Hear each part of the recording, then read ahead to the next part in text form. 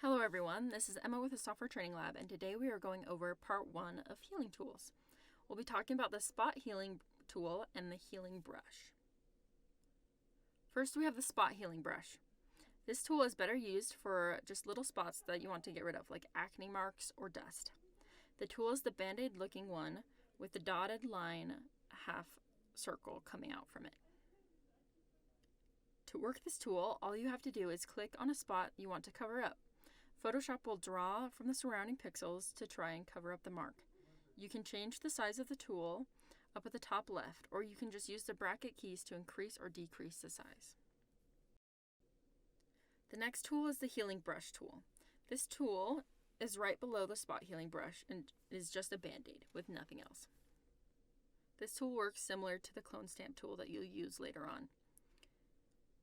You need to decide an area that you want to draw from when you're covering something up. You'll tell Photoshop what area it is by holding Alt and then clicking on that area. It will give you a little target looking symbol.